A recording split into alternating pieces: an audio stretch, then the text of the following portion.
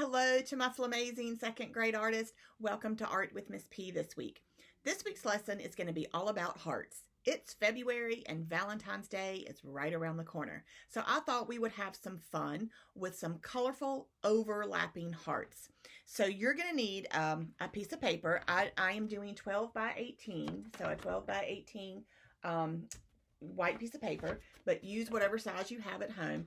And then you're going to fill your paper with hearts. Small hearts, big hearts, medium-sized hearts. Hearts go in different directions. You want your hearts to overlap, and then you're going to use your crayons and you're going to create different colors in different sections, and then you're going to paint the background with a watercolor color of your choice. So this is going to be a crayon resist. So that means you're going to have to color dark. I don't mean dark colors. I mean like press hard with your crayons to get enough wax down on the paper so that your resist will work. So grab your paper, your pencil, a Sharpie, or a black crayon. If you don't have a Sharpie, you can use a black crayon. Your crayons and your watercolors. Meet me over in my studio and let's get started on our overlapping hearts. Hello friends, and welcome to Art with Miss P this week.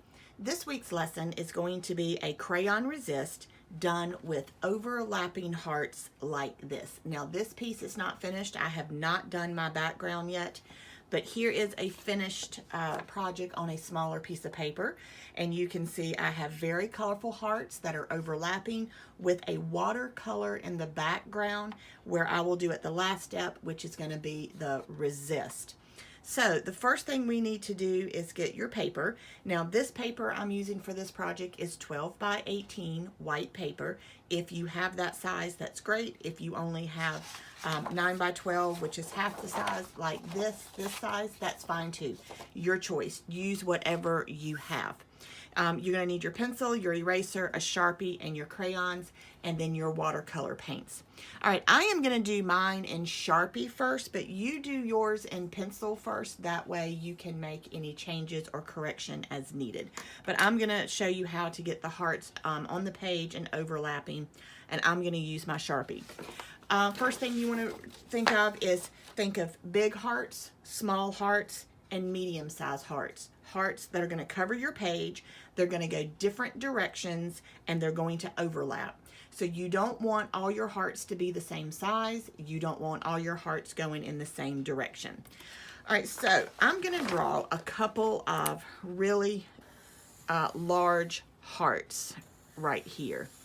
And I'm going to turn my paper and draw a heart this way. Turning my paper helps me get my hearts going in different directions.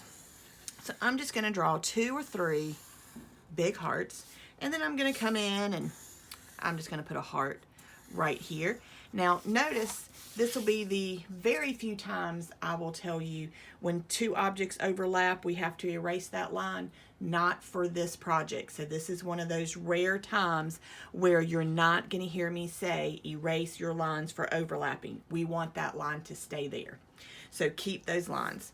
And then I'm just going to put a heart right here, making sure it overlaps. Turn my paper so I've got hearts going different directions. I'm even going to put a small heart inside here. And then I'm going to draw. And if your heart gets close to the edge of your paper, and even if it runs off your paper, like this one right here that I'm drawing, that's fine. Let it run off your paper. It is not a big deal. You can have a heart that overlaps more than one heart, like I did right there. It'll make a very interesting pattern. So, very quickly, get your pencil, draw your hearts on your paper, and then we'll touch back in. So let's get that done.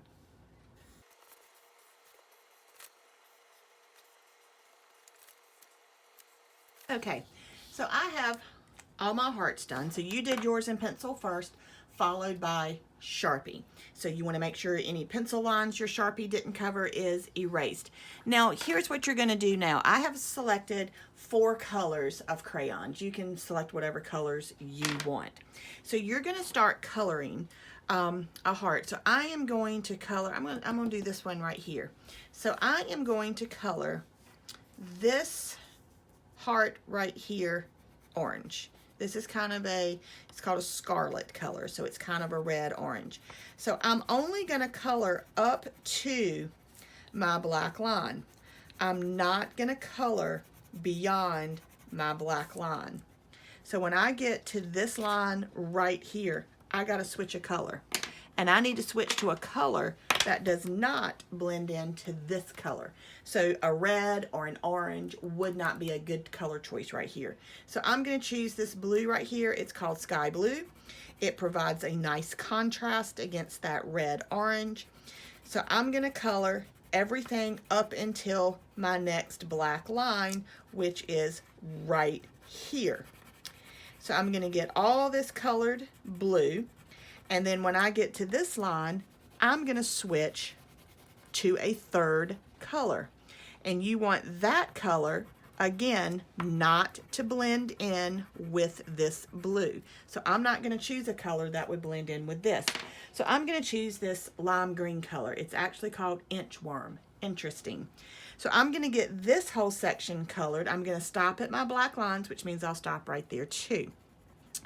So let me get this colored and then I'll be back with you.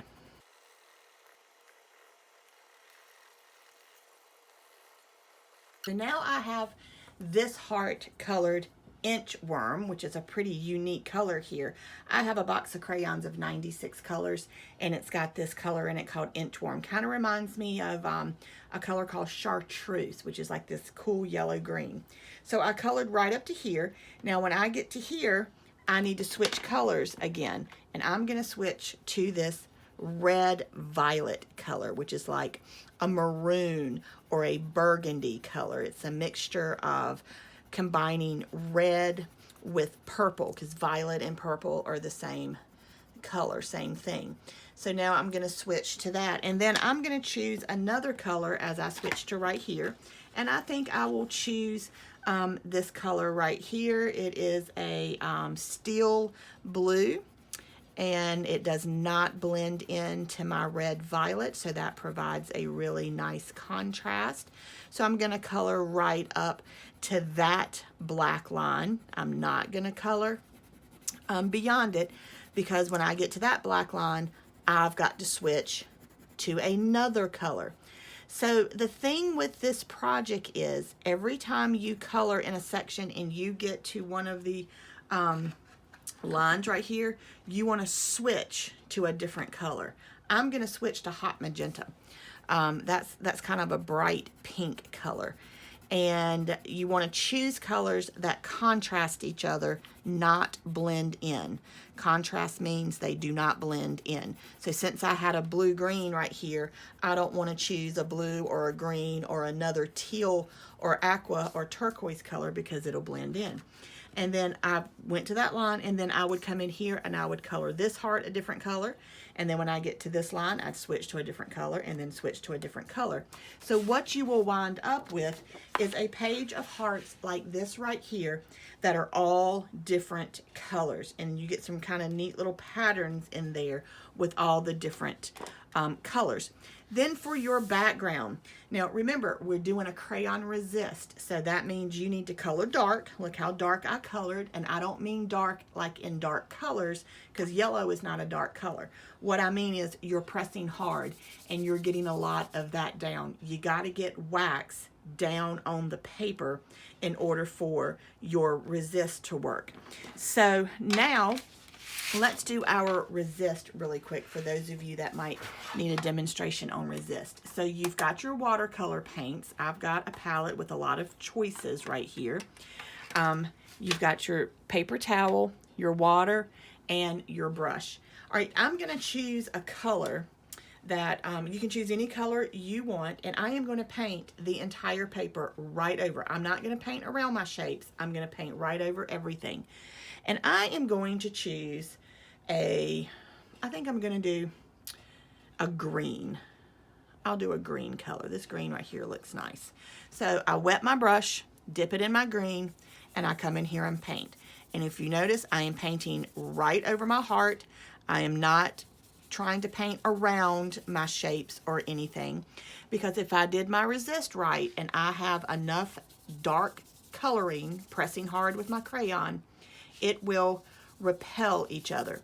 Crayons are made of wax, watercolors are made of water, and water and wax do not mix, and they will resist each other or repel each other.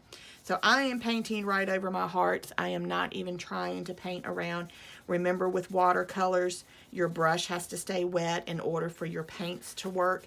So you will be paint a little bit, go back and get some more paint on your brush. If your brush dries out, dip it in water, dip it back in your paint.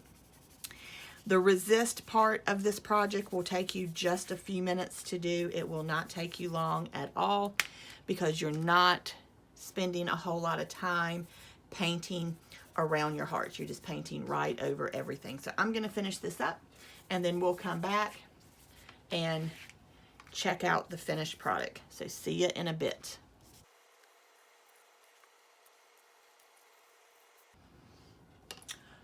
Okay, friends, I have finished painting my entire paper. I don't have any spots I need to go over. My resist looks good. My green paint is not sticking to any of my crayons. It is beading right off. So now I just need to put this somewhere and let it dry. And this completes this week's Crayon Resist Overlapping Heart project. So I look forward to seeing your colorful hearts, and I hope you have fun, and peace, love, and sparkles until next time.